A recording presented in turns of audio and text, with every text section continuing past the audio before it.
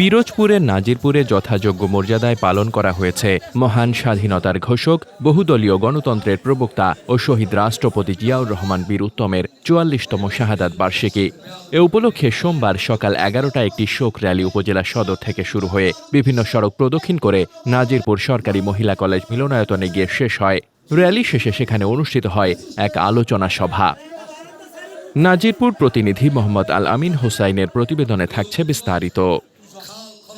আলোচনা সভায় সভাপতিত্ব করেন নাজিরপুর উপজেলা বিএনপির যুগ্ম আহ্বায়ক মোহাম্মদ রফিকুল ইসলাম ফরাজি এবং সঞ্চালনা করেন স্বেচ্ছাসেবক দলের যুগ্ম আহ্বায়ক মোহাম্মদ তাওহিদুল ইসলাম ফরাজি।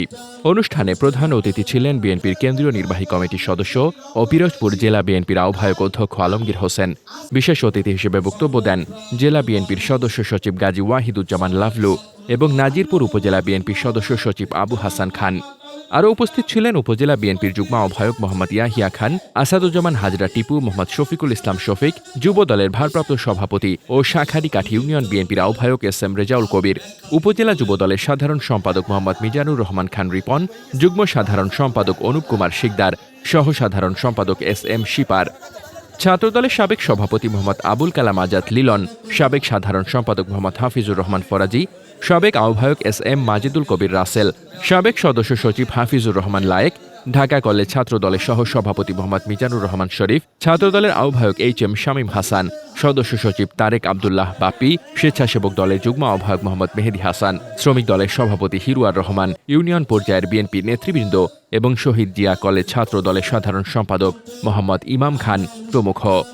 বক্তারা বলেন, শহীদ রাষ্ট্রপতি জিয়াউর রহমান ছিলেন স্বাধীনতার ঘোষক ও বহুদলীয় গণতন্ত্রের পথিকৃৎ। দেশের সার্বভৌমত্ব রক্ষায় তার সাহসী নেতৃত্ব এবং খালকাটা কর্মসূচি, সবুজ বিপ্লব ও অর্থনৈতিক সংস্কারমুখী কর্মকাণ্ড বাংলাদেশকে আত্মনির্ভরতার পথে এগিয়ে নেয়। নারী উন্নয়ন ও শিশু বিকাশে তার আগ্রহ ছিল যুগান্তকারী। তারা আরও বলেন, জিয়াউর রহমানের স্বাধীনতার ঘোষণা এদেশের ইতিহাসকে সঠিক পথে এগিয়ে নিয়েছিল। তিনি ছিলেন বাংলাদেশি জাতীয়তাবাদের রূপকার, যার দেশপ্রেম ও আত্মত্যাগ আজও জাতিকে অনুপ্রেরণা দেয়।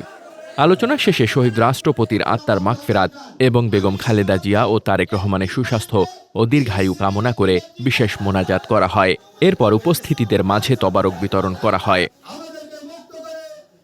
মোহাম্মদ শামীম রেজা, দৈনিক খোলা চোখ।